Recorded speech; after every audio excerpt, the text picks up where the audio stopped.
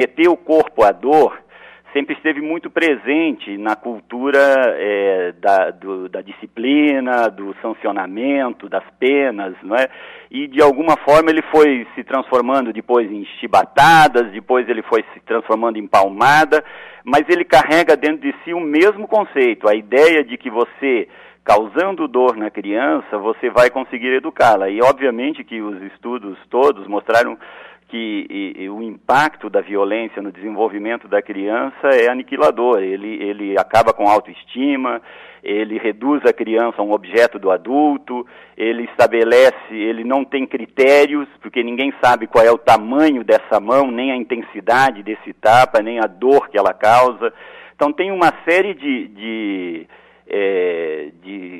temas que nós precisaríamos discutir para admitir a dor como uma forma de disciplina, não é?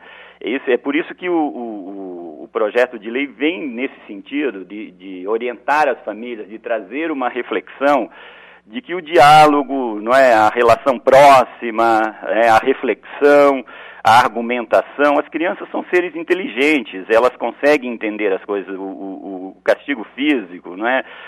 A punição, a dor, eles não contribuem para o processo educativo, eles estabelecem uma relação equivocada de solução de problemas, né? Eles estão, na verdade, toda essa cultura de violência, ela está na origem, né, de todos os processos de administração de conflito que a sociedade tentou estabelecer e que não funcionam, né?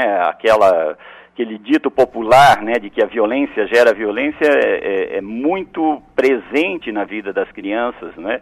E, obviamente, nós estamos falando de um país onde esse tema não pode ser tratado com superficialidade. Nós estamos falando de vida de milhões de crianças do país. O Brasil é um país que tem uma participação percentual de crianças na população muito grande, é um país que precisa cuidar bem de suas crianças, que tem um potencial enorme de desenvolvimento. Então eu acho que a lei é muito importante, porque ela sinaliza uma posição do Estado em relação a como as famílias devem respeitar esse ser em desenvolvimento. A criança não é uma propriedade da família, que ela faz o que ela quiser com a criança, né? A criança pertence a toda a sociedade, ela é um cidadão brasileiro e ela precisa ser protegida pela legislação brasileira, pelas instituições brasileiras, né? Pela lei brasileira, né? Pelo parlamento, pelas políticas públicas. Eu acho que essa privatização da criança, essa ideia de que a criança vai ser posse do adulto e que ele vai poder dispor dela como bem entenda, isso que deu origem a essa cultura de violência, todo esse processo que não ajudou a educar as crianças, que não contribuiu para a gente ter uma sociedade mais justa, com menos desigualdades. Então, a lei é importante sim, ela vem exatamente cumprir e suprir um papel e suprir uma lacuna importante nesse processo. Ok, vamos ouvir também a Denise Dias, a terapeuta Denise Dias, autor do livro Tapa na Bunda. Denise, eu pergunto, aproveitando essa deixa que foi colocada pelo Mário Volpi, se a lei não tem uma utilidade, pelo menos nessa questão de que um médico, um professor que identificar uma criança lesionada, vítima de uma violência mais dura, ter que denunciar, ter que levar essa informação ao Conselho Tutelar.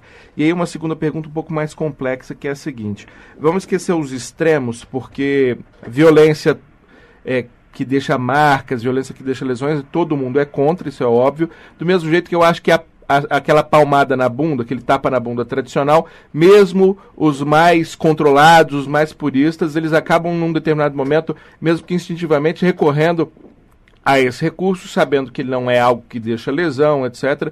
E mesmo que não recorram ao tapa propriamente dito, recorrem, por exemplo, a pegar o chinelo, que é algo muito comum, que já é por si só uma violência, mas uma violência psicológica. Então, tirando esses dois extremos, que todo mundo concorda, por um lado, que não deve se aplicar violência absurda e que um tapa na bunda não é uma agressão, uma humilhação absurda, vamos para esse miolo, que é muito mais tênue, muito mais complicado, dessa linha que separa a dita palmada de uma surra.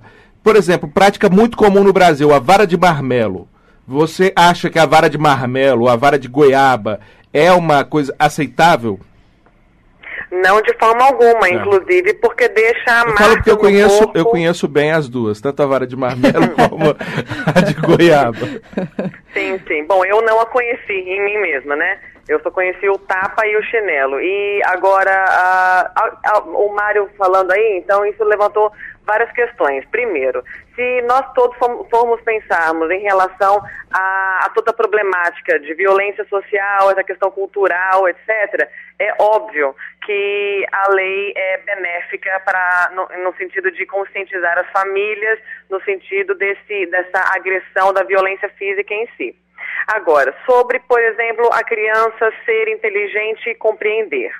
Isso vai até um certo ponto, porque, por exemplo, eu falo muito nas entrevistas o seguinte: uma criança de 4, 5 anos de idade, por exemplo, se você fala para a criança, não põe a mão na panela porque você vai se queimar, com a batata frita, por exemplo, se você olha para o lado, ela põe a mão na panela. Por que ela põe a mão na panela se a mãe deu a ordem e falou, você vai se queimar, isso é ruim para você, não faça isso, você vai se machucar? Porque a criança, até os 5, 6, 6,5, né, anos de idade, ela paga para ver. O desenvolvimento cognitivo, isso é uma questão orgânica. O desenvolvimento cerebral da criança, ele é baseado em experiências vivenciadas, em experiências concretas. Então a criança põe o dedo na tomada, a criança não liga se tem um secador de cabelo próximo à banheira, por exemplo. A criança pensa, eu estou no 10º andar, não tem rede, não tem tela na varanda do apartamento, é um risco a criança se jogar mesmo. Então ela tem a vivência dela baseada em experiências concretas. É onde entra o tapa. Muitas vezes os pais conversam com o filho e falam, não faça isso, e tudo se resolve. Não é necessário partir para um castigo maior.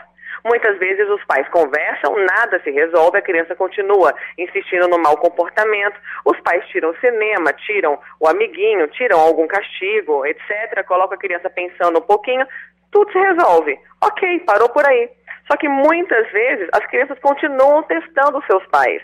E daí o que é que sobra? Quando os pais já fizeram todas as outras hipóteses, possibilidades de castigo, sobra a palmada.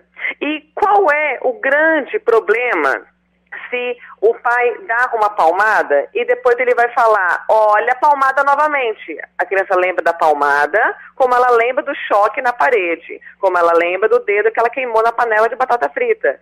E ela tem uma possibilidade muito maior de lembrar daquela consequência que foi ruim, seja lá a chinelada na bunda, seja lá o óleo de gordura quente na mão dela, e a partir daí apresentar um comportamento mais adequado. Isso porque ela tem experiência, o desenvolvimento cognitivo baseado em experiências concretas. Agora, deixando muito claro que nem todas as crianças precisam receber uma palmada. Às vezes os pais conversam com os filhos, chamam a atenção, dão uma bronca e tudo se resolve também.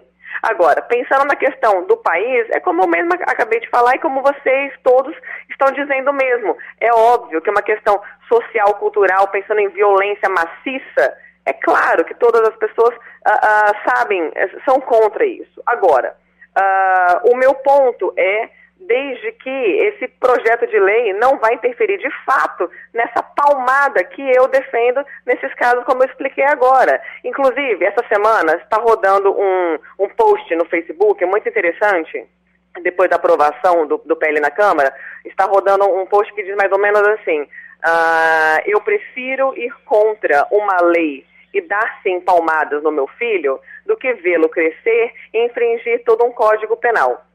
Porque o que as pessoas estão com receio é de não poderem mais aplicar a palmada no sentido que eu estou explicando, sendo bem clara, e criar monstros, né? Inclusive no meu livro, o meu capítulo preferido se chama Criando Monstros, que infelizmente é o que os pais estão fazendo hoje, criando monstros soltos na nossa sociedade, pessoas que não têm limites e quebram braços de garotas numa boate, por exemplo, e apontam o dedo na cara da diretora, fazem xixi na garrafinha da professora, por exemplo.